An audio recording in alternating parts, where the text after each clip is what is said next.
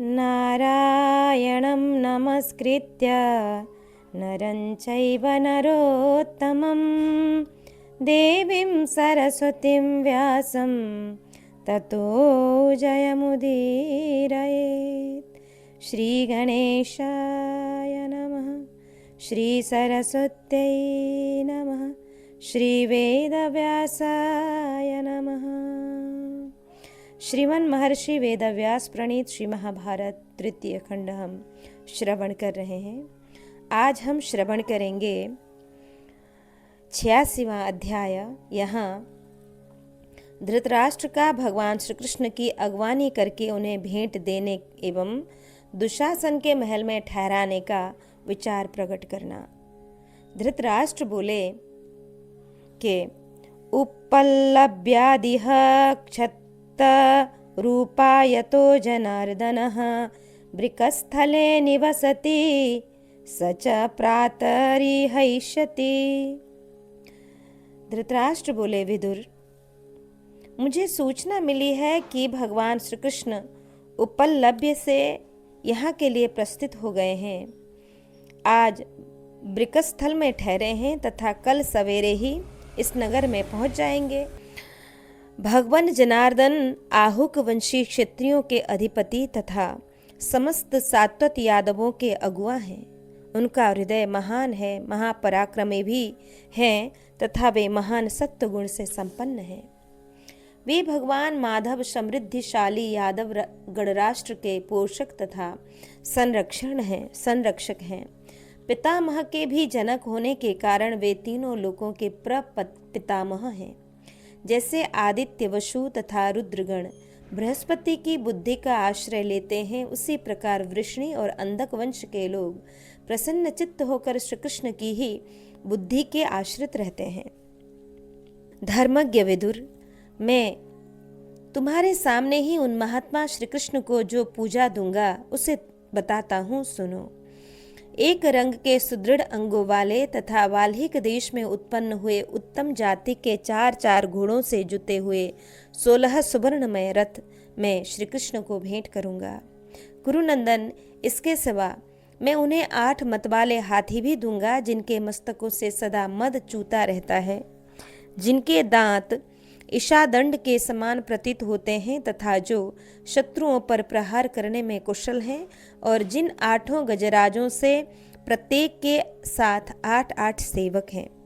साथ ही मैं उन्हें सुवर्ण की सी कांति वाली परम सुंदरी 100 ऐसी दासियां दूंगा, जिनसे किसी संतान की उत्पत्ति नहीं हुई है।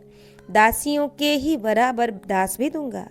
मेरे यहाँ पर्वतियों से भेंट में मिले हुए भेड़ के ऊन से बने हुए असंख्य कंबल हैं, जो स्पर्श करने पर बड़े मुलायम जान पड़ते हैं। उनमें से 18,000 कंबल भी मैं श्री कृष्ण को उपहार में दूंगा।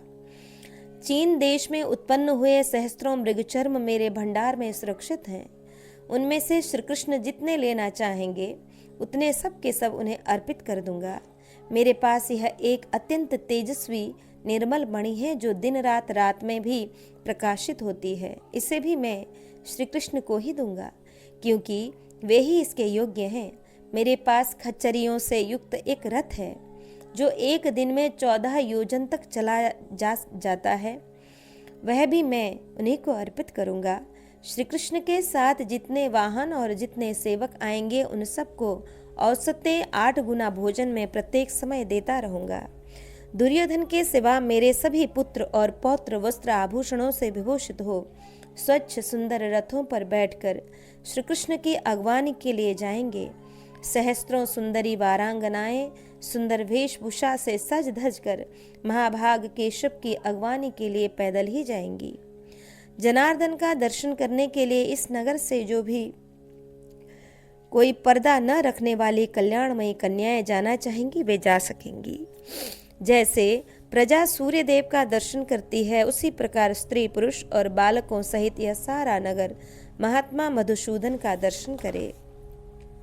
नगर में चारों ओर विशाल ध्वजाएं और पताकाएं फहरा दी जाएं और श्री कृष्ण जिस पर आ रहे हों उस राजपथ पर जल का छिड़काव करके उसे धूल रहित बना दिया जाए। इस प्रकार राजा धृतराष्ट्र ने आदेश दिया। इतना कहकर वे फिर बोले, दुशासन का महल दुर्योधन के राजभवन से भी श्रेष्ठ है। उसी को आज झाड़ पोंछ कर सब प्रकार से सुसज्जित कर दिया जाए। यह महल सुंदर आकार वाले भवनों से सुशोभित, कल्याणकारी, रमणीय, सभी ऋतुओं के वैभव से संपन्न तथा अनंत धनराशि से समृद्ध है। मेरे और दुर्योधन के पास जो भी रत्न हैं वे सब इसी घर में रखे हैं। भगवान श्री कृष्ण उनमें से जो जो रत्न लेना चाहें वे सब उन्हें निसंदेह दे दिए जाएं।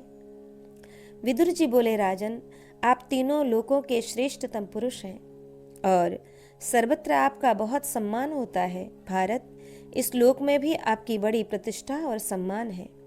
इस समय आप अंतिम अवस्था बुढ़ापे में स्थित हैं।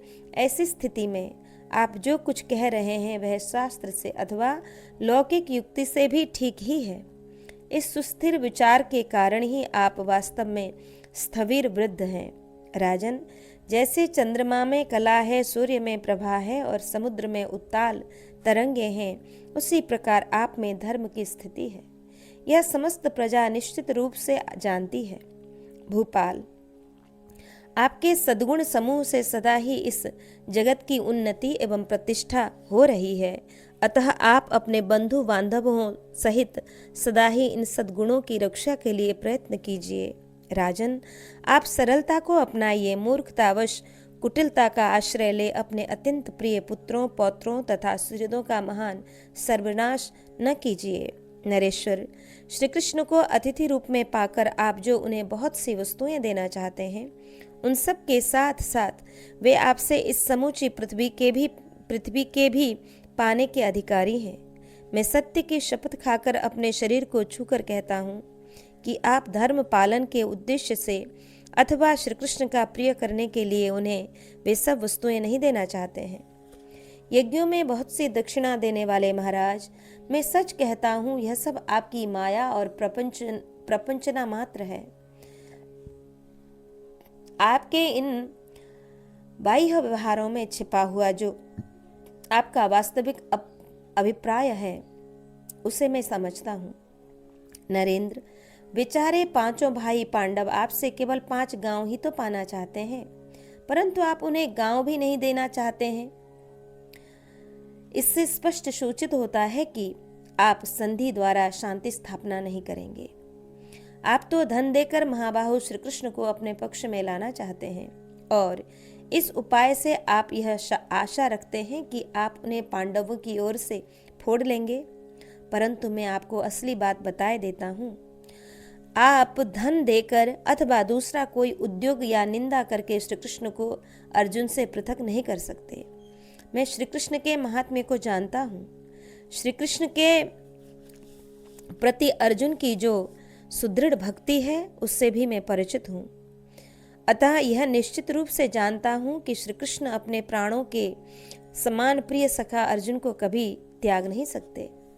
इसलिए आपकी दी हुई वस्तुओं में से जल से भरे हुए कलश, पैर धोने के लिए जल और कुशल प्रश्न को छोड़कर दूसरी किसी वस्तु को श्री कृष्ण नहीं स्वीकार करेंगे। राजन, सम्माननीय महात्मा श्री कृष्ण जो परम प्रिय आतिथ्य हैं वह तो कीजिए ही, क्योंकि वे भगवान जनार्दन सबके द्वारा सम्मान पाने के योग्य हैं। महाराज, भगवान केशव उभय पक्ष के कल्याण की इच्छा लेकर जिस प्रयोजन से इस कुरुदेश में आ रहे हैं वही उन्हें उपहार में दीजिए। राजेंद्र, दर्शाह कुल भूषण श्री कृष्ण, आप दुर्योधन तथा पांडवों में संधि कराकर शांति स्थापित करना चाहते हैं, अतः उनके इस कथन का पालन कीजिए, इससे वे संतुष्ट होंगे। महाराज, आप पिता हैं और पांडव आपके पुत्र हैं। आप वृद्ध हैं और वे शिशु हैं। आप उनके प्रति पिता के समान स्नेहपूर्ण बर्ताव कीजिए। ये आपके प्रति सदा ही पुत्रों की भांति श्रद्धा भक्ति रखते हैं। दुर्योधन बोला कि यदाह विदुरः कृष्णे सर्वं तत्सत्यमुच्यते अनुरक्तो ह्यसंहार्य पार्थान प्रति जनार्दन। कि पिताजी, अपनी मर्यादा से कभी च्युत न होने वाले श्री कृष्ण के संबंध में विदुर जी जो कुछ कहते हैं वह सब कुछ ठीक है। जनार्दन श्री कृष्ण का कुंती के पुत्रों के प्रति अटूट अनुराग है, अतः उन्हें उनकी ओर से फोड़ा नहीं जा सकता। राजेंद्र, आप जो जनार्दन को सत्कार पूर्वक बहुत सा धन रत्न भेंट करना चाहते हैं, वह कदापि उन्हें न दें। मैं इसलिए नहीं कहता कि श्री कृष्ण उन वस्तुओं के अधिकारी नहीं हैं, अपितु इस दृष्टि से मना कर रहा हूं कि वर्तमान देश काल इस योग्य नहीं है कि उनका विशेष सत्कार किया जाए। राजन, इस समय तो श्री कृष्ण यही समझेंगे कि यह डर के मारे मेरी पूजा कर रहा है। प्रजानाथ, जहाँ क्षत्रिय का अपमान होता है, वहाँ समझदार क्षत्रिय को वैसा कार्य नहीं करना चाहिए, यह मेरा निश्चित विचार है। विशाल नेत्रों वाले श्री कृष्ण इस लोक में ही नहीं, तीनों लोकों में सबसे श्रेष्ठ होने के कारण परम पूजनीय पुरुष हैं। यह बात मुझे सब प्रकार से विदित है प्रभु, तथापि मेरा मत है कि इस समय उन्हें कुछ नहीं देना चाहिए, क्योंकि ऐसी ही कार्य प्रणाली प्राप्त है। जब कलह आरंभ हो गया है, तब अतिथि सत्कार द्वारा प्रेम दिखाने मात्र से उसकी शांति नहीं हो सकती। वैशंपायन जी कहते हैं, जन्मेजय, दुर्योधन की यह बात सुनकर कुरुकुल के वृद्ध पितामह भीष्म विचित्रवीर्य कुमार राजा धृतराष्ट्र से इस प्रकार बोले, राजन, श्री कृष्ण का कोई सत्कार करे या न करे, इससे वे कुपित नहीं होंगे, परंतु वे अवहेलना के योग्य कदापि नहीं है। अतः कोई भी उनका अपमान या अवहेलना नहीं कर सकता। महाबाहो, श्री कृष्ण जिस कार्य को करने की बात अपने मन में ठान लेते हैं, उसे कोई सारे उपाय करके भी उलट नहीं सकता। अतः महाबाहु, श्री कृष्ण जो कुछ कहें उसे निशंक होकर करना चाहिए। वसुदेव नंदन श्री कृष्ण को मध्यस्थ बनाकर तुम शीघ्र ही पांडवों के साथ संधि कर लो। धर्मात्मा भगवान श्री कृष्ण जो कुछ कहेंगे वह निश्चय ही धर्म और अर्थ के अनुकूल होगा, अतः तुम्हें अपने बंधु बांधवों के साथ उनसे प्रिय वचन ही बोलना चाहिए। दुर्योधन बोला, पितामह नरेश्वर, अब इस बात की कोई संभावना नहीं है कि मैं जीवन भर पांडवों के साथ मिलकर इस सारी संपत्ति का उपभोग करूं। इस समय मैंने जो यह महान कार्य करने का निश्चय किया है उसे सुनिए। पांडवों के सबसे बड़े सहारे श्री कृष्ण को यहाँ आने पर मैं कैद कर लूंगा। उनके कैद हो जाने पर समस्त यदुवंशी इस भूमंडल का राज्य तथा पांडव भी मेरी आज्ञा के अधीन हो जाएंगे। श्री कृष्ण कल सवेरे यहाँ आ ही जाएंगे। अतः इस विषय में जो अच्छे उपाय हों, जिनसे श्री कृष्ण को इन बातों का पता न लगे और मेरे इस मंतव्य में कोई विघ्न न पड़ सके, उन्हें आप मुझे बताइए। वैशंपायन जी कहते हैं, राजन, श्री कृष्ण से छल करने के विषय में दुर्योधन की वह भयंकर बात सुनकर धृतराष्ट्र अपने मंत्रियों के साथ बहुत दुखी और उदास हो गए। तदंतर धृतराष्ट्र ने दुर्योधन से कहा, प्रजापालक दुर्योधन, तुम ऐसी बातें मुंह से न निकालो, यह सनातन धर्म नहीं है। श्री कृष्ण इस समय दूत बनकर आ रहे हैं, वे हमारे प्रिय और संबंधी भी हैं तथा उन्होंने कौरवों का कोई अपराध भी नहीं किया है। ऐसी दशा में वे कैद करने के योग्य कैसे हो सकते हैं? यह सुनकर भीष्म जी ने कहा, धृतराष्ट्र, तुम्हारा यह मंद बुद्धि पुत्र काल के वश में हो गया है। यह अपने हितैषी सुहृदों के कहने समझाने पर भी अनर्थ को ही अपना रहा है, अर्थ को नहीं। तुम भी सगे संबंधियों की बातें न मानकर कुमार्ग पर चलने वाले इस पापासक्त पापात्मा का ही अनुसरण करते हो। अनायास ही महान कर्म करने वाले श्री कृष्ण से भिड़कर तुम्हारा यह दुर्बुद्धि पुत्र अपने मंत्रियों सहित क्षण भर में नष्ट हो जाएगा। इसने धर्म का सर्वथा त्याग कर दिया है। अब मैं इस दुर्बुद्धि पापी एवं क्रूर दुर्योधन की अनर्थ भरी बातें किसी प्रकार भी नहीं सुनना चाहता। ऐसा कहकर भरत श्रेष्ठ सत्य पराक्रमी वृद्ध पितामह भीष्म अत्यंत कुपित हो उस सभा भवन से उठकर चले गए। वैशंपायन जी कहते हैं कि जन्मेजय, उधर वृकस्थल में प्रातः काल उठकर भगवान श्री कृष्ण ने सारा नित्य कर्म पूर्ण किया। फिर ब्राह्मणों की आज्ञा लेकर वे हस्तिनापुर की ओर चले। तब वहां से जाते हुए महाबाहु महाबली श्री कृष्ण की आज्ञा ले संपूर्ण वृकस्थल निवासी वहां से लौट गए और दुर्योधन के सिवा धृतराष्ट्र के सभी पुत्र तथा भीष्म, द्रोण और कृपाचार्य आदि यथा योग्य वस्त्राभूषणों से सुसज्जित हो हस्तिनापुर की ओर आते हुए श्री कृष्ण की अगवानी के लिए गए। राजन, श्री कृष्ण का दर्शन करने के लिए बहुत से नागरिक भी नाना प्रकार की सवारियों पर बैठकर तथा अन्य कुछ लोग पैदल ही चलकर गए। अनायासी महान पराक्रम कर दिखाने वाले भीष्म तथा द्रोणाचार्य से मार्ग में ही मिलकर धृतराष्ट्र पुत्रों से घिरे हुए भगवान श्री कृष्ण ने नगर में प्रवेश किया। श्री कृष्ण के स्वागत सत्कार के लिए हस्तिनापुर को खूब सजाया गया था। वहां का राजमार्ग भी अनेक प्रकार के रत्नों से सुशोभित किया गया था। भरत श्रेष्ठ, उस समय भगवान वासुदेव के दर्शन की तीव्र इच्छा के कारण स्त्री, बालक अथवा वृद्ध कोई भी घर में नहीं ठहर सका। महाराज, जब श्री कृष्ण नगर में प्रवेश कर रहे थे तब राजमार्ग में भूमि पर खड़े हुए मनुष्य उनकी स्तुति करने लगे। भगवान श्री कृष्ण को देखने के लिए एकत्रित हुई सुंदर स्त्रियों से भरे हुए बड़े बड़े महल भी उनके भार से इस भूतल पर विचलित होते से दिखाई देते थे। वहां की प्रधान सड़क लोगों से ऐसी खचाखच भर गई थी कि श्री कृष्ण के वेग पूर्वक चलने वाले घोड़ों की गति भी अवरुद्ध हो गई। शत्रुओं को क्षीण करने वाले कमल नयन श्री कृष्ण ने राजा धृतराष्ट्र के अट्टालिकाओं से सुशोभित उज्जवल भवन में प्रवेश किया।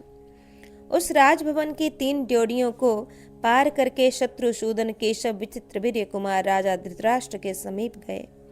श्री कृष्ण के आते ही महायशस्वी प्रज्ञाचक्षु राजा धृतराष्ट्र द्रोणाचार्य तथा भीष्म के साथ ही अपने आसन से उठकर खड़े हो गए।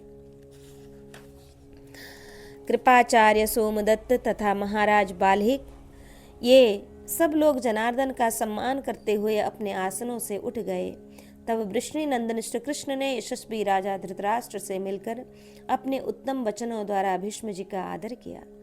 यदुकुल तिलक मधुसूदन उन सब की धर्मानुकूल पूजा करके अवस्था क्रम के अनुसार वहां आए हुए समस्त राजाओं से मिले। तत्पश्चात जनार्दन पुत्र सहित यशस्वी द्रोणाचार्य, बाल्हिक, कृपाचार्य तथा सोमदत्त से मिले। वहां एक स्वच्छ और जगमगाता हुआ सुवर्ण का विशाल सिंहासन रखा हुआ था। धृतराष्ट्र की आज्ञा से भगवान श्री कृष्ण उसी पर विराजमान हुए। तदंतर धृतराष्ट्र के पुरोहित लोग भगवान जनार्दन के आतिथ्य सत्कार के लिए उत्तम गौ, मधुपर्क तथा जल ले आए। उनका आतिथ्य ग्रहण करके भगवान गोविंद हंसते हुए कौरवों के साथ बैठ गए और सबसे अपने संबंध के अनुसार यथा योग्य व्यवहार करते हुए कौरवों से घिरे हुए कुछ देर बैठे रहे। धृतराष्ट्र से पूजित एवं सम्मानित हो महायशस्वी शत्रुदमन श्री कृष्ण उनकी अनुज्ञा ले उस राजभवन से बाहर निकले। फिर कौरव सभा में यथा योग्य सबसे मिलजुल कर यदुवंशी श्री कृष्ण ने विदुर जी के रमणीय गृह में पदार्पण किया। विदुर जी ने अपने घर पधारे हुए दशारह नंदन श्री कृष्ण के निकट जाकर समस्त मनोवांछित भोगों तथा संपूर्ण मांगलिक वस्तुओं द्वारा उनका पूजन किया और इस प्रकार कहा कि या में प्रीति पुष्कराक्ष तद्दर्शन समुद्भवा सा किमाख्यायते तुभ्यमंतरात्मसि देहिनाम। कमल नयन, आपके दर्शन से मुझे जो प्रसन्नता हुई है उसका आपसे क्या वर्णन किया जाए। आप तो समस्त देहधारियों के अंतर्यामी आत्मा हैं, आपसे क्या छिपा है। मधुसूदन श्री कृष्ण जब उनका आतिथ्य ग्रहण कर चुके तब सब धर्मों के ज्ञाता विदुर जी ने उनसे पांडवों का कुशल समाचार पूछा कि विदुर जी विद्वानों में श्रेष्ठ थे। सब कुछ प्रत्यक्ष देखने वाले श्री कृष्ण ने सदा धर्म में ही तत्पर रहने वाले रोष शून्य प्रेमी सुहृद बुद्धिमान विदुर से पांडवों की सारी चेष्टाएं विस्तार पूर्वक सुनाई थी। शम्पायन जी कहते हैं कि अथोपगम्य विदुरा म पराह्ने जनार्दनः पितृस्वासारं स पृथा मभ्यगच्छदरिन्दवम्। राजन, शत्रुदमन श्री कृष्ण विदुर जी से मिलने के पश्चात तीसरे प्रहर में अपनी बुआ कुंती देवी के पास गए। निर्मल सूर्य के समान तेजस्वी श्री कृष्ण को आते देख कुंती देवी उनके गले लग गईं और अपने पुत्रों को याद करके फूट फूट कर रोने लगी। अपने उन शक्तिशाली पुत्रों के बीच में रहकर उनके साथ विचरने वाले वृष्णिकुल नंदन गोविंद को दीर्घकाल के पश्चात देखकर कुंती देवी आंसुओं की वर्षा करने लगी। उन्होंने योद्धाओं के स्वामी श्री कृष्ण को आतिथ्य सत्कार किया। जब वे आतिथ्य ग्रहण करके आसन पर विराजमान हुए, तब सूखे मुंह और अश्रु गदगद कंठ से कुंती देवी इस प्रकार बोली, वत्स, मेरे पुत्र पांडव, जो बाल्यकाल से ही गुरुजनों की सेवा शुश्रूषा में तत्पर रहते थे, परस्पर स्नेह रखते, सर्वत्र सम्मान पाते और मन में सबके प्रति समान भाव रखते थे, शत्रुओं की शठता के शिकार होकर राज्य से हाथ धो बैठे और जन समुदाय में रहने योग्य होकर भी निर्जन वन में चले गए। मेरे बेटे हर्ष और क्रोध को जीत चुके थे। वे ब्राह्मणों का हित साधन करने वाले तथा सत्यवादी थे। तथापि शत्रुओं के अन्याय से विवश हो प्रियजन एवं सुख भोग से मुंह मोड़ मुझे रोती विलखती छोड़कर वे वन की ओर चल दिए। केशव, वन जाते समय महात्मा पांडव मेरे हृदय को जड़ मूल सहित खींचकर अपने साथ ले गए। वे वनवास के योग्य कदापि नहीं थे, फिर उन्हें यह कष्ट कैसे प्राप्त हुआ? तात, वे बचपन में ही पिता के प्यार से वंचित हो गए थे। मैंने ही सदा उनका लालन पालन किया। मेरे पुत्र सिंह, व्याघ्र और हाथियों से भरे हुए उस विशाल वन में कैसे रहे होंगे? माता पिता को न देखते हुए उन्होंने उस महान वन में किस प्रकार निवास किया होगा? केशव, बाल्यावस्था से ही पांडव शंख और दुंदुभियों की गंभीर ध्वनियों से, मृदंगों के मधुर नाद से तथा बांसुरी की सुरीली तान से जगाए जाते थे।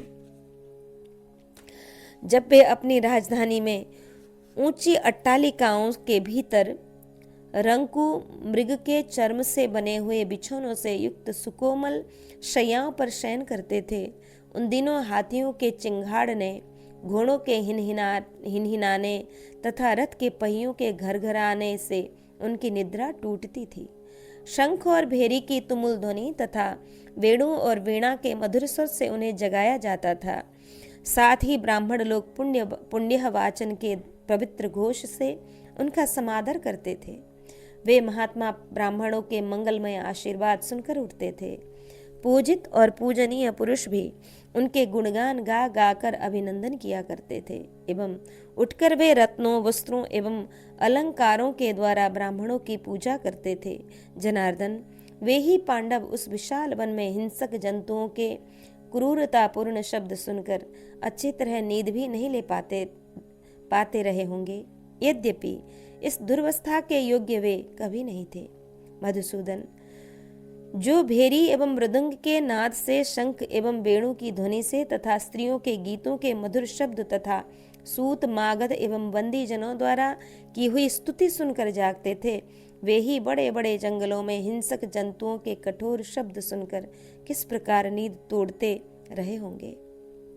श्री कृष्ण, जो लज्जाशील, सत्य को धारण करने वाले, जितेंद्रिय तथा सब प्राणियों पर दया करने वाले हैं, जो काम, राग एवं द्वेष को वश में करके सत्पुरुषों के मार्ग का अनुसरण करते हैं, जो अम्बरीश, मानधाता, ययाति, नहुष, भरत, दिलीप एवं उशी नरपुत्र शिबी आदि प्राचीन महर्षि राजर्षियों के सदाचार पालन रूप धारण करने में कठिन धर्म की धुरी को धारण करते हैं, जिनमें शील और सदाचार की संपत्ति भरी हुई है, जो धर्मज्ञ, सत्य प्रतिज्ञ और सर्वगुण संपन्न होने के कारण इस भूमंडल के ही नहीं, तीनों लोकों के भी राजा हो सकते हैं, जिनका मन सदा धर्म में ही लगा रहता है, जो धर्म, शास्त्र, ज्ञान और सदाचार सभी दृष्टियों से समस्त कौरवों में सबसे श्रेष्ठ हैं, जिनकी अंग कांति शुद्ध जाम्बुनद सुवर्ण के समान गौर है, जो देखने में सभी को प्रिय लगते हैं। वे महाबाहु अजात शत्रु युधिष्ठिर इस समय कैसे हैं?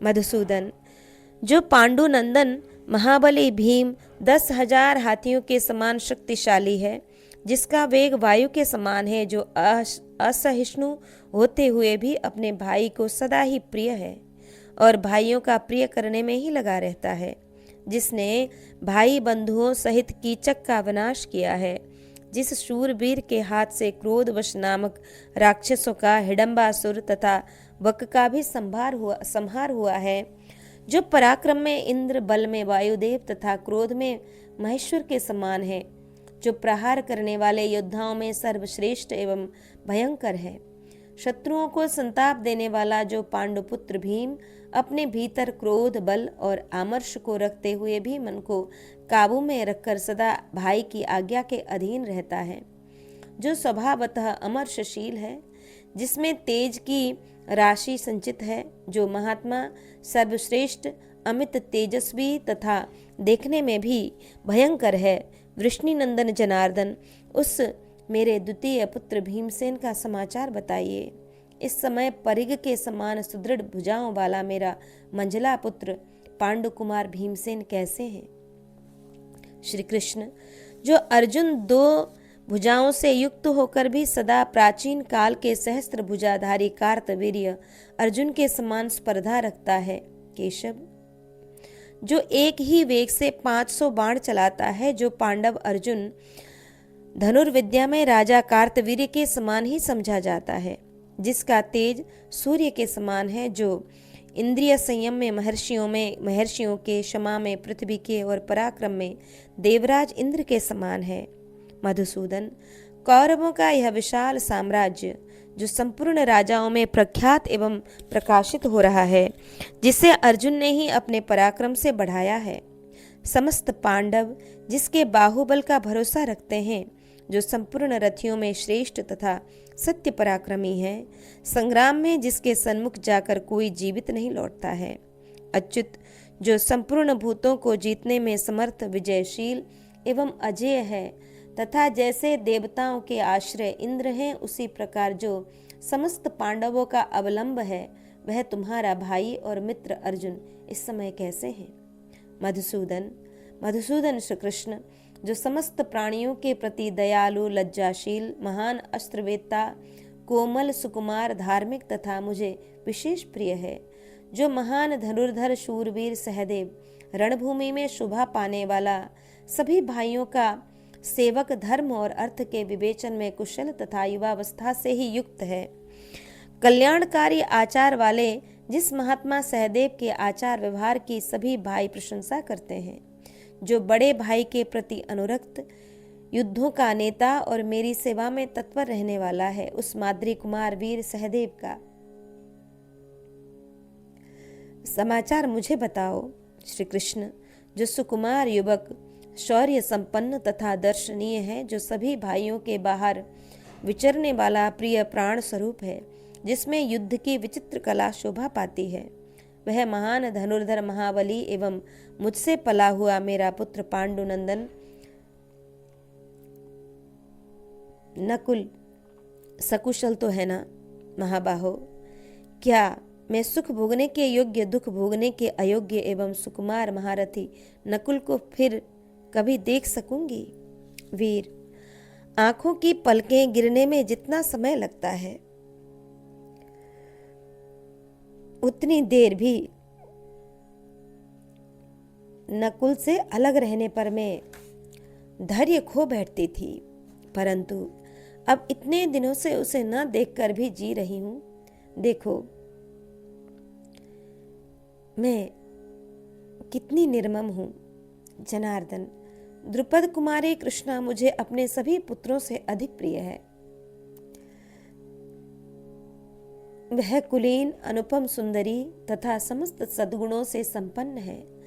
पुत्र लोक से पतिलोक को श्रेष्ठ समझकर उसका वरण करने वाली सत्यवादिनी द्रौपदी अपने प्यारे पुत्र को भी त्याग कर पांडवों का अनुसरण करती है।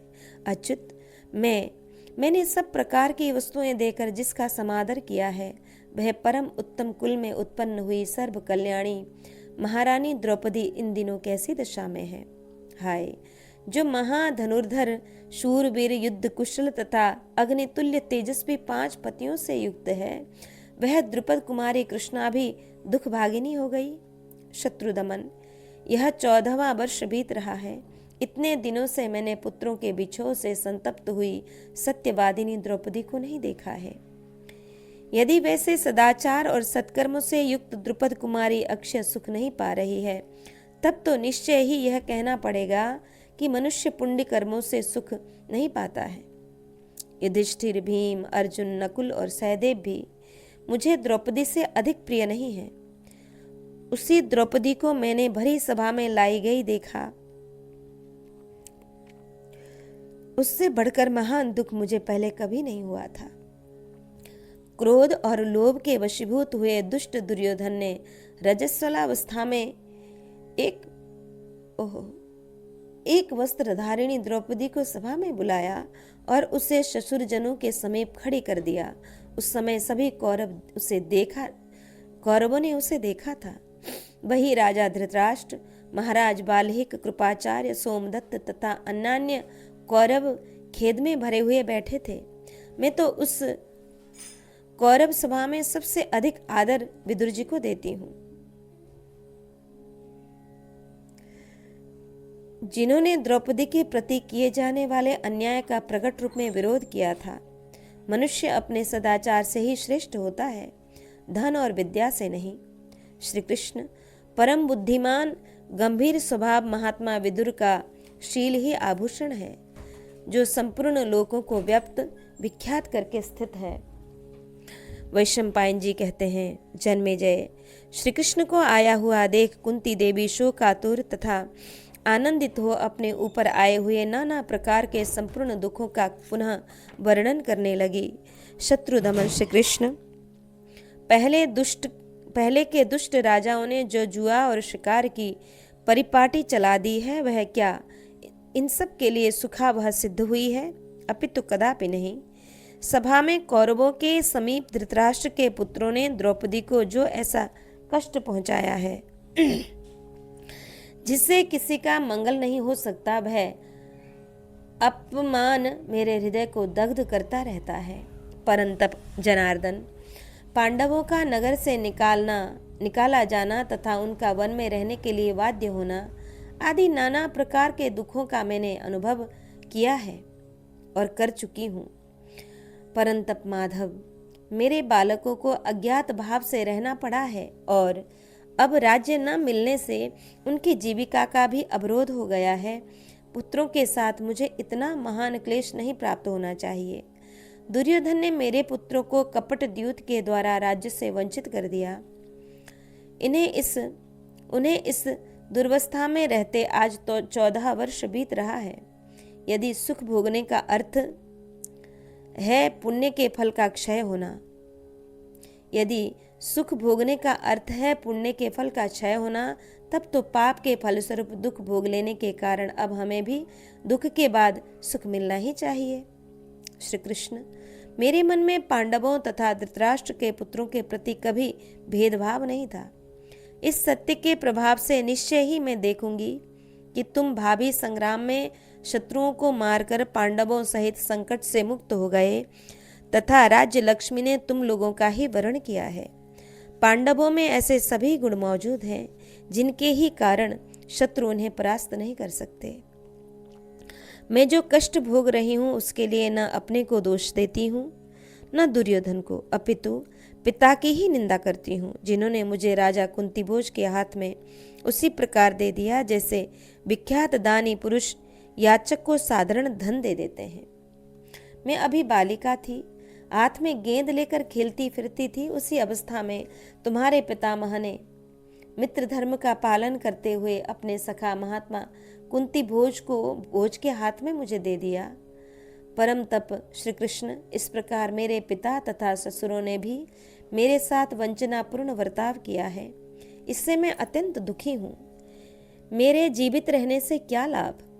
अर्जुन के जन्म काल में जब मैं सूतिका गृह में थी, उस रात्रि में आकाशवाणी ने मुझसे यह कहा था, भद्रे, तेरा यह पुत्र सारी पृथ्वी को जीत लेगा, इसका यश स्वर्ग लोक तक फैल जाएगा। यह महान संग्राम में कौरवों का संहार करके राज्य पर अधिकार कर लेगा, फिर अपने भाइयों के साथ 3 अश्वमेध यज्ञों का अनुष्ठान करेगा। मैं इस आकाशवाणी को दोष नहीं देती, अपितु महाविष्णु स्वरूप धर्म को ही नमस्कार करती हूँ। वही इस जगत का स्रष्टा है धर्म ही सदा समस्त प्रजा को धारण करता है। वृष्णि नंदन श्री कृष्ण, यदि धर्म है तो तुम भी वह सब काम पूरा कर लोगे जिसे उस समय आकाशवाणी ने बताया था। माधव, वैधव्य, धन का नाश तथा कुटुंबी जनों के साथ बढ़ा हुआ बैर भाव, इनसे मुझे उतना शोक नहीं होता जितना कि पुत्रों का विरह मुझे शोक दग्ध कर रहा है। समस्त शस्त्रधारियों में श्रेष्ठ गांडीवधारी अर्जुन को जब तक मैं नहीं देख रही हूं तब तक मेरे हृदय को क्या शांति मिलेगी। गोविंद, 14वां वर्ष है जब से कि मैं युधिष्ठिर, भीमसेन, अर्जुन तथा नकुल, सहदेव को नहीं देख पा रही हूँ। जनार्दन, जो लोग प्राणों का नाश होने से अदृश्य होते हैं उनके लिए मनुष्य श्राद्ध करते हैं। यदि मृत्यु का अर्थ अदृश्य हो जाना ही है तो मेरे लिए पांडव मर गए हैं और मैं भी उनके लिए मर चुकी हूँ।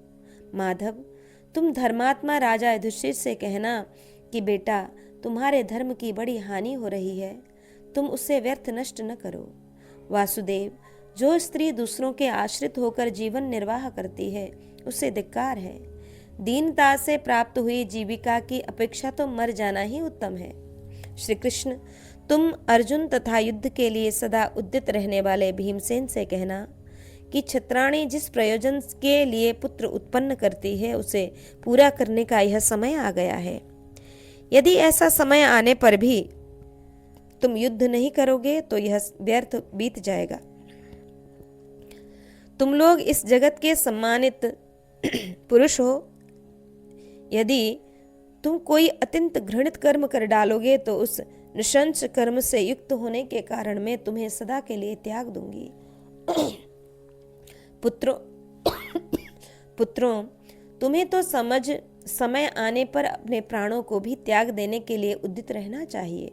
गोविंद, तुम सदा क्षत्रिय धर्म में तत्पर रहने वाले माद्री नंदन नकुल, सहदेव से भी कहना, पुत्रों, तुम प्राणों की बाजी लगाकर भी पराक्रम से प्राप्त किए हुए भोगों को ही ग्रहण करना।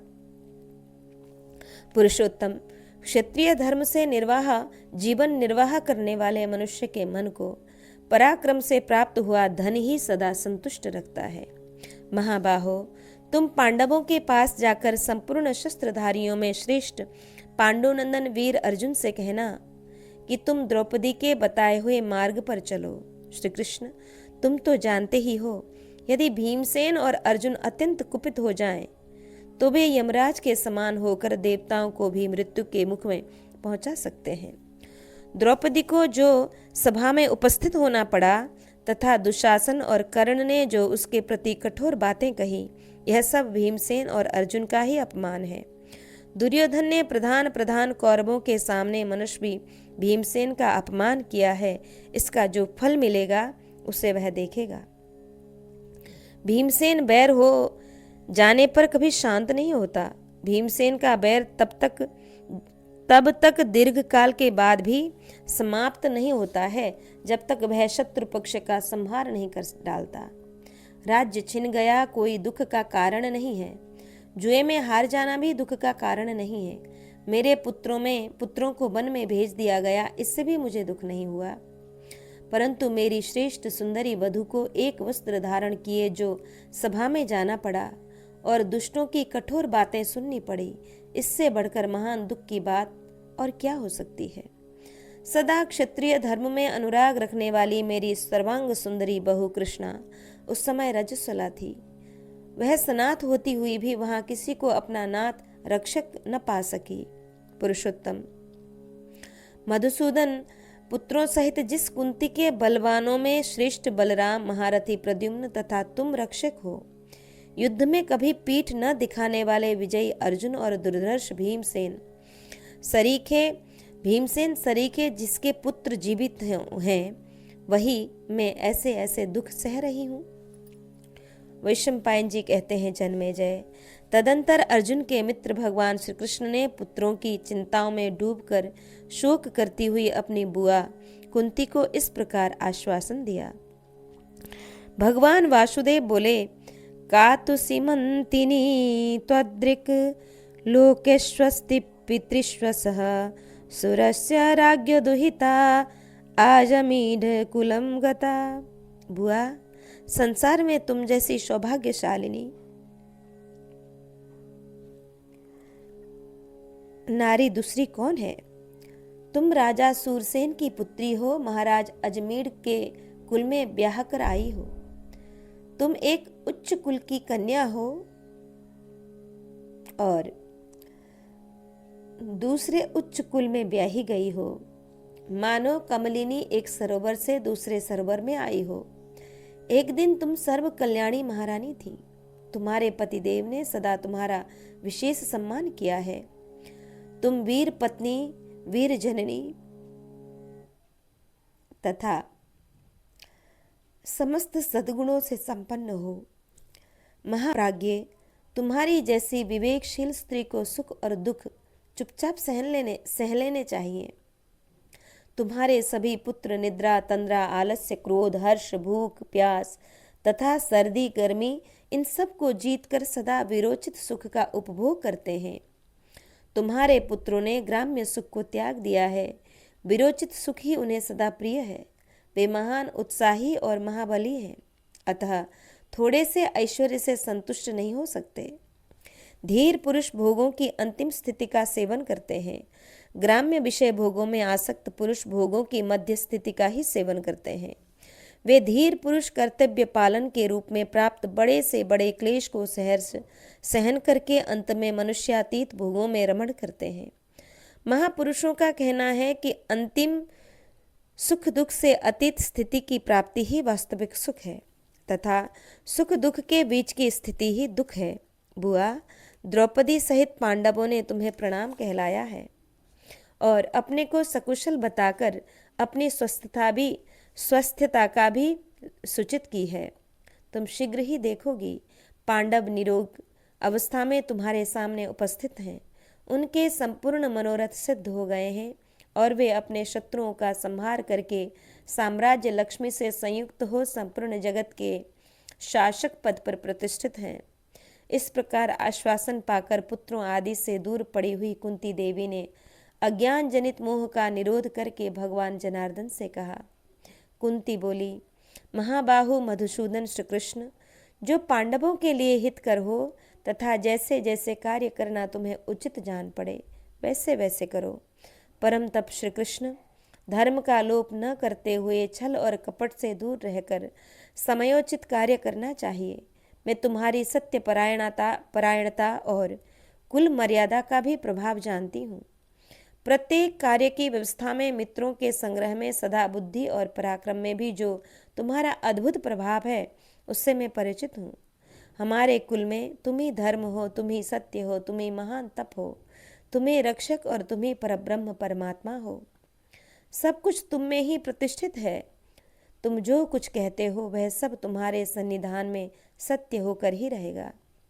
किसी से पराजित न होने वाले वृष्णिनंदन माधव, कौरवों के, पांडवों के तथा इस संपूर्ण जगत के तुम ही आश्रय हो। केशव, तुम्हारा प्रभाव तथा तुम्हारा बुद्धि बल भी तुम्हारे अनुरूप ही है। वैशंपायन जी कहते हैं, जन्मेजय, तदंतर महाबाहु गोविंद कुंती देवी की परिक्रमा करके उनसे आज्ञा ले दुर्योधन की घर की ओर चल दिए। वैशंपायन जी कहते हैं, जन्मेजय, शत्रुओं का दमन करने वाले शूर नंदन श्री कृष्ण कुंती की परिक्रमा करके एवं उनकी आज्ञा ले दुर्योधन के घर चले गए। वह घर इंद्र भवन के समान उत्तम शोभा से संपन्न था। उसमें यथास्थान विचित्र आसन सजाकर रखे गए थे। श्री कृष्ण ने उस गृह में प्रवेश किया। द्वारपालों ने रोक टोक नहीं की। उस राजभवन की 3 ड्योढ़ियां पार करके महायशस्वी श्री कृष्ण एक ऐसे प्रसाद पर आरूढ़ हुए जो आकाश में छाए हुए शरद ऋतु के बादलों के समान श्वेत, पर्वत शिखर के समान ऊंचा तथा अपनी अद्भुत प्रभा से प्रकाशमान था। वहां उन्होंने सिंहासन पर बैठे हुए धृतराष्ट्र पुत्र महाबाहु दुर्योधन को देखा, जो सहस्त्रों राजाओं तथा कौरवों से घिरा हुआ था। दुर्योधन के पास ही दुशासन, कर्ण तथा सुबल पुत्र शकुनी ये भी आसनों पर बैठे थे। श्री कृष्ण ने उनको भी देखा। दशारह नंदन श्री कृष्ण के आते ही महायशस्वी दुर्योधन मधुसूदन का सम्मान करते हुए मंत्रियों सहित उठकर खड़ा हो गया। मंत्रियों सहित दुर्योधन से मिलकर विष्णु कुलभूषण केशव अवस्था के अनुसार वहां सभी राजाओं से यथायोग्य मिले। उस राजसभा में सुंदर रत्नों से विभूषित एक सुवर्णमय पर्यंक रखा हुआ था, जिस पर भांति भांति के बिछोने बिछे हुए थे। भगवान श्री कृष्ण उसी पर विराजमान हुए। उस समय कुरुराज ने जनार्दन की सेवा में गौ, मधुपर्क, जल, गृह तथा राज्य सब कुछ निवेदन कर दिया। उस पर्यंक पर बैठे हुए भगवान गोविंद निर्मल सूर्य के समान तेजस्वी प्रतीत हो रहे थे। उस समय राजाओं सहित समस्त कौरव उनके पास आकर बैठ गए। तदंतर राजा दुर्योधन ने विजयी वीरों में श्रेष्ठ श्री कृष्ण को भोजन के लिए आमंत्रित किया, परंतु केशव ने उस निमंत्रण को स्वीकार नहीं किया। तब कुरुराज दुर्योधन ने कर्ण से सलाह लेकर कौरव सभा में श्री कृष्ण से पूछा। पूछते समय उसकी वाणी में पहले तो मृदुता थी, परंतु अंत में शिठता प्रकट होने लगी थी। दुर्योधन बोला, जनार्दन, आपके लिए अन्न, जल, वस्त्र और शैया आदि जो वस्तुएं प्रस्तुत की गई हैं, उन्हें आपने ग्रहण क्यों नहीं किया? आपने तो दोनों पक्षों को ही सहायता दी है। आप उभय पक्ष के हित साधन में तत्पर हैं। माधव, महाराज धृतराष्ट्र के आप प्रिय संबंधी भी हैं। चक्र और गदा धारण करने वाले गोविंद आपको धर्म और अर्थ का संपूर्ण रूप से यथार्थ ज्ञान भी है। फिर मेरा आतिथ्य ग्रहण न करने का क्या कारण है, यह मैं सुनना चाहता हूँ। वैशंपायन जी कहते हैं, राजन, इस प्रकार पूछे जाने पर उस समय महामनस्वी कमल नयन श्री कृष्ण ने अपनी विशाल भुजा ऊपर उठाकर राजा दुर्योधन को सजल जलधर के समान गंभीर वाणी में उत्तर देना आरंभ किया। उनका वह वचन परम उत्तम, युक्ति संगत, दैन्य रहित और प्रत्येक अक्षर की स्पष्टता से सुशोभित तथा स्थान भ्रष्टता एवं संकीर्णता आदि दोषों से रहित था। भारत, ऐसा नियम है कि दूत अपना प्रयोजन सिद्ध होने पर ही भोजन और सम्मान स्वीकार करते हैं। तुम भी मेरा उद्देश्य सिद्ध हो जाने पर ही मेरा और मेरे मंत्रियों का सत्कार करना। यह सुनकर दुर्योधन ने जनार्दन से कहा, आपको हम लोगों के साथ ऐसा अनुचित वर्ताव नहीं करना चाहिए। दशारह नंदन मधुसूदन, आपका उद्देश्य सफल हो या न हो, हम लोग तो आपके सम्मान का प्रयत्न करते ही हैं, किंतु हमें सफलता नहीं मिल रही है। मधु दैत्य का विनाश करने वाले पुरुषोत्तम, हमें ऐसा कोई कारण नहीं जान पड़ता जिसके होने से आप हमारी प्रेम पूर्वक अर्पित की हुई पूजा ग्रहण न कर सकें। गोविंद, आपके साथ हम लोगों का न तो कोई वैर है और न झगड़ा ही है। इन सब बातों का विचार करके आपको ऐसी बातें नहीं करनी चाहिए। वैशंपायन जी कहते हैं, राजन, यह सुनकर दशारह कुलभूषण जनार्दन ने मंत्रियों सहित दुर्योधन की ओर देखकर हंसते हुए से उत्तर दिया, राजन, मैं काम से, क्रोध से, द्वेष से, स्वार्थवश, बहानेबाजी अथवा लोभ से भी किसी प्रकार धर्म का त्याग नहीं कर सकता। किसी के घर का अन्न या तो प्रेम के कारण भोजन किया जाता है या आपत्ति में पड़ने पर। नरेश्वर, प्रेम तो तुम नहीं रखते और किसी आपत्ति में हम नहीं पड़े हैं। राजन, पांडव तुम्हारे भाई ही हैं। वे अपने प्रेमियों का साथ देने वाले और समस्त सद्गुणों से संपन्न हैं, तथापि तुम जन्म से ही उनके साथ अकारण ही द्वेष करते हो। बिना कारण ही कुंती पुत्रों के साथ द्वेष रखना तुम्हारे लिए कदापि उचित नहीं है। पांडव सदा अपने धर्म में स्थित रहते हैं, अतः उनके विरुद्ध कौन क्या कह सकता है। जो पांडवों से द्वेष करता है वह मुझसे भी द्वेष करता है, और जो उनके अनुकूल है वह मेरे भी अनुकूल है। तुम मुझे धर्मात्मा पांडवों के साथ एक रूप हुआ ही समझो। जो काम और क्रोध के वशीभूत होकर मोहवश किसी गुणवान पुरुष के साथ विरोध करना चाहता है, उसे पुरुषों में अधम कहा गया है। जो कल्याणमय गुणों से युक्त अपने कुटुंबी जनों को मोह, जो दुष्ट नहीं है उसे भी दुष्ट समझना मोह है। लोभ, दूसरे के धन को हर लेने की इच्छा का नाम लोभ है। कि मोह और लोभ की दृष्टि से देखना चाहता है, वह अपने मन और क्रोध को न जीतने वाला पुरुष दीर्घ काल तक राज्य लक्ष्मी का उपभोग नहीं कर सकता। जो अपने मन को प्रिय न लगने वाले गुणवान व्यक्तियों को भी अपने प्रिय व्यवहार द्वारा वश में कर लेता है, वह दीर्घ काल तक यशस्वी बना रहता है। जो द्वेष रखता हो उसका अन्न नहीं खाना चाहिए, द्वेष रखने वाले को खिलाना भी नहीं चाहिए। राजन, तुम पांडवों से द्वेष रखते हो और पांडव मेरे प्राण हैं। तुम्हारा यह सारा अन्न दुर्भावना से दूषित है, अतः मेरे भोजन करने योग्य नहीं है। मेरे लिए तो यहाँ केवल विदुर का ही अन्न खाने योग्य है, यह मेरी निश्चित धारणा है। अमर्षशील दुर्योधन से ऐसा कहकर महाबाहु श्री कृष्ण उसके भव्य भवन से बाहर निकल गए। वहां से निकलकर महामना महाबाहु भगवान वासुदेव ठहरने के लिए महात्मा विदुर के भवन में गए। उस समय द्रोणाचार्य, कृपाचार्य, भीष्म, बाल्हिक तथा अन्य कौरवों ने भी महाबाहु श्री कृष्ण का अनुसरण किया। विदुर के घर में ठहरे हुए यदुवंशी वीर मधुसूदन से वे सब कौरव बोले, वृष्णिनंदन, हम लोग रत्न धन से संपन्न अपने घरों को आपकी सेवा में समर्पित करते हैं।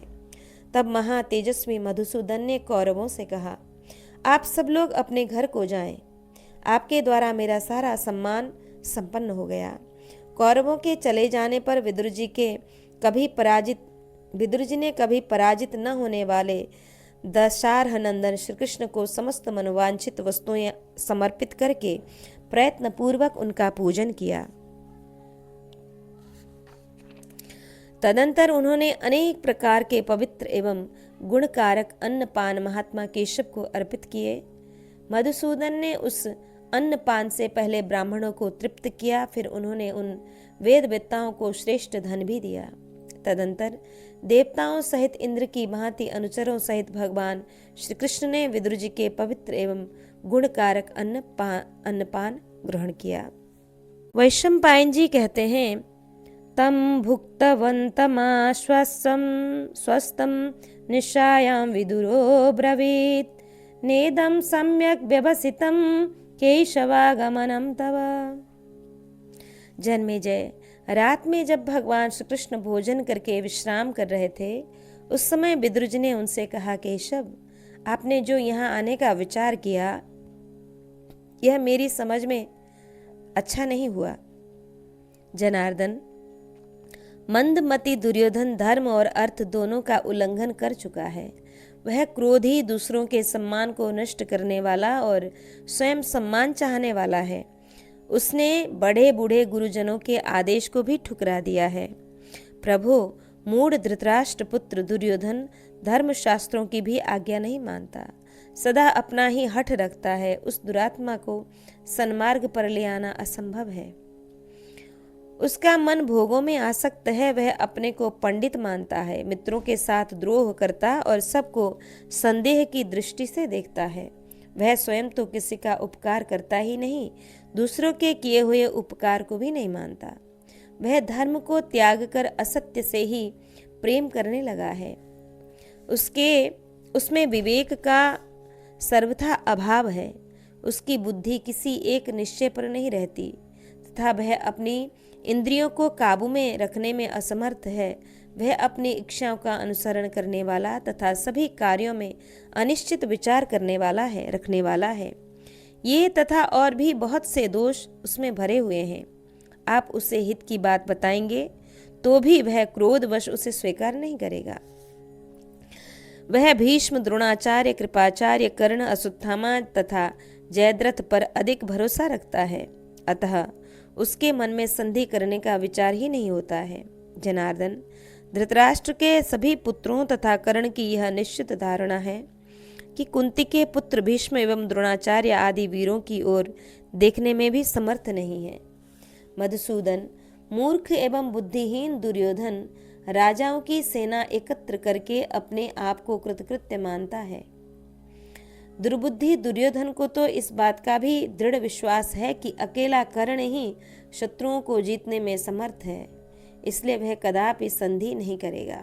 केशव, धृतराष्ट्र के सभी पुत्रों ने यह पक्का विचार कर लिया है कि हमें पांडवों को उनका यथोचित राज्य भाग नहीं देना चाहिए, यही उनका दृढ़ निश्चय है। इधर आप संधि के लिए प्रयत्न करते हुए उनमें उत्तम भ्रातृभाव जगाना चाहते हैं, परंतु उन दुष्टों के प्रति आप जो कुछ भी कहेंगे वह सब व्यर्थ ही होगा। मधुसूदन, जहाँ अच्छी और बुरी बातों का एक सा ही परिणाम हो, वहाँ विद्वान पुरुष को कुछ नहीं कहना चाहिए। वहाँ कोई बात कहना बहरों के आगे राग अलापने के समान व्यर्थ ही है। माधव, जैसे चांडालों के बीच में किसी विद्वान ब्राह्मण का उपदेश देना उचित नहीं है, उसी प्रकार उन मर्यादा रहित मूर्ख और अज्ञानियों के समीप आपका कुछ भी कहना मुझे ठीक नहीं जान पड़ता। मूढ़ दुर्योधन सैन्य संग्रह करके अपने को शक्तिशाली समझता है। वह आपकी बात नहीं मानेगा। उसके प्रति कहा हुआ आपका प्रत्येक वाक्य निरर्थक होगा। श्री कृष्ण, वे सभी पापपूर्ण विचार लेकर बैठे हुए हैं, अतः उनके बीच में आपका जाना मुझे अच्छा नहीं लगता है।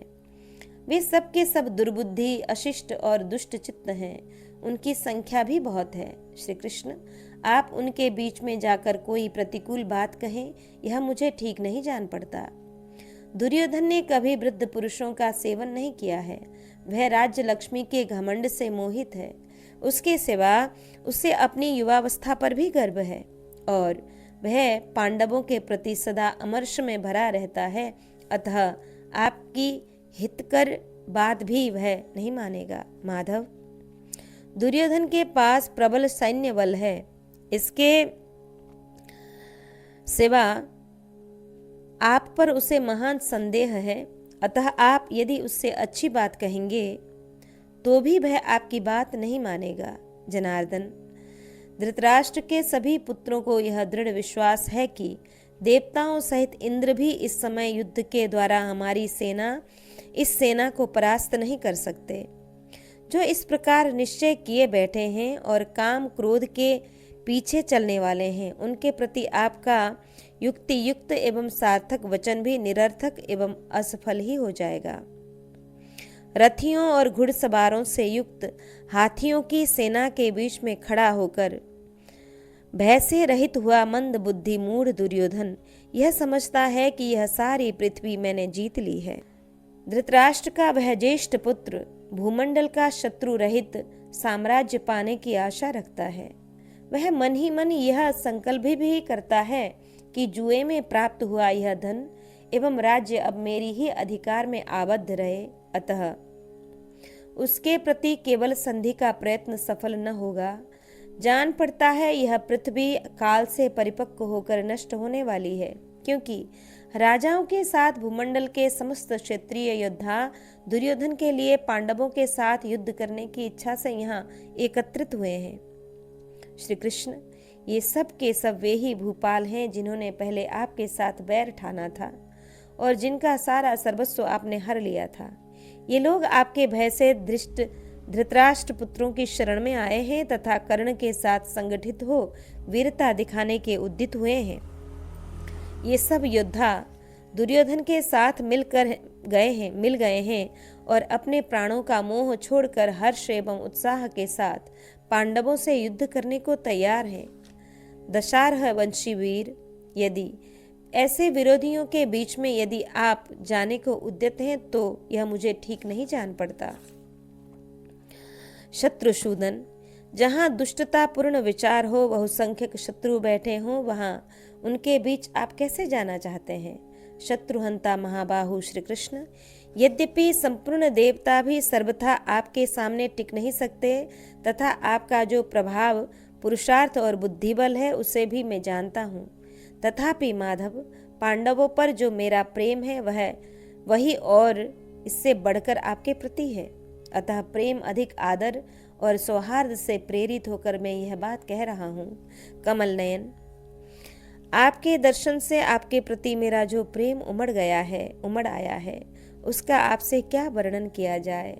आप समस्त देहधारियों के अंतर्यामी आत्मा हैं, अतः स्वयं ही सब कुछ देखते और जानते हैं। वैशंपायन जी कहते हैं, जन्मेजय, विदुर का यह प्रेम और विनय से युक्त वचन सुनकर पुरुषोत्तम भगवान मधुसूदन ने यह बात कही।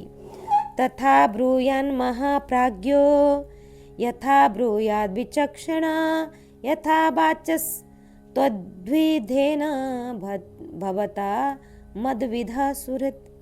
विदुर जी, एक महान बुद्धिमान पुरुष जैसी बातें कह सकता है, विद्वान मनुष्य जैसी सलाह दे सकता है, आप जैसे हितैषी पुरुष के लिए मेरे जैसे सुहृद से जैसी बात कहनी उचित है, और आपके मुख से जैसा धर्म और अर्थ से युक्त सत्य वचन निकलना चाहिए, आपने माता पिता के समान स्नेह पूर्वक वैसी ही बात मुझसे कही है।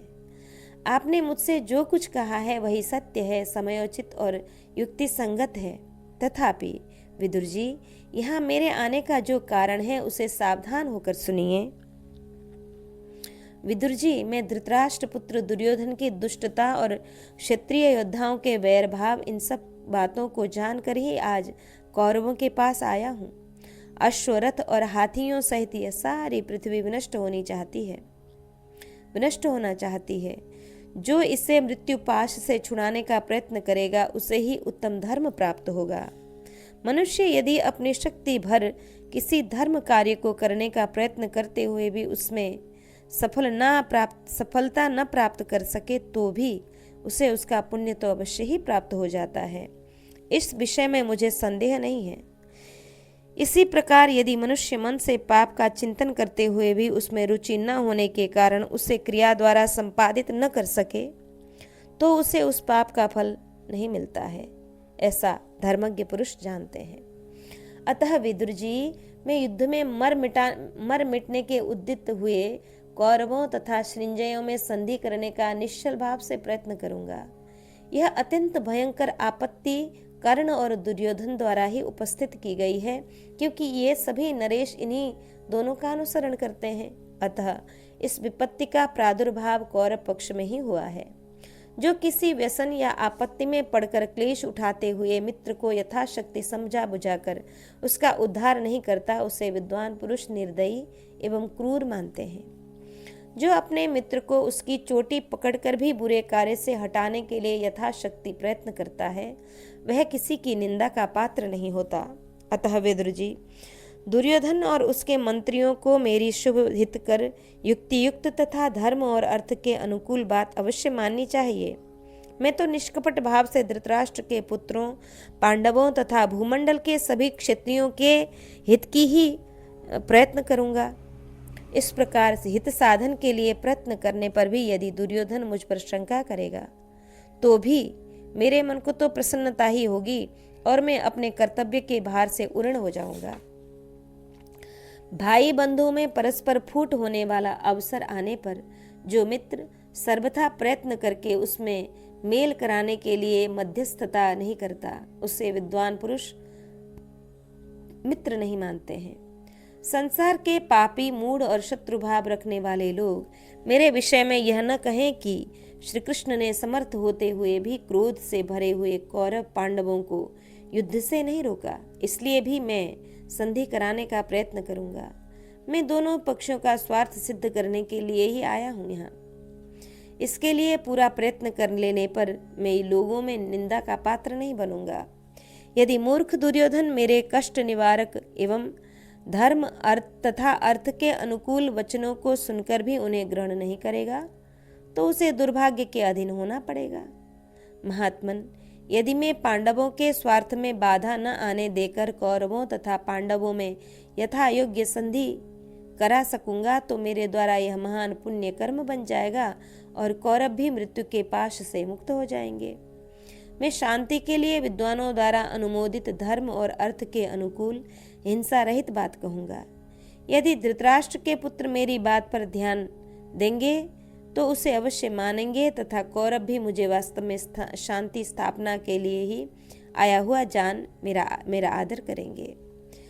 जैसे क्रोध में भरे हुए सिंह के सामने दूसरे पशु नहीं ठहर सकते, उसी प्रकार यदि मैं कुपित हो जाऊं तो ये समस्त राजा लोग एक साथ मिलकर भी मेरा सामना करने में समर्थ न होंगे।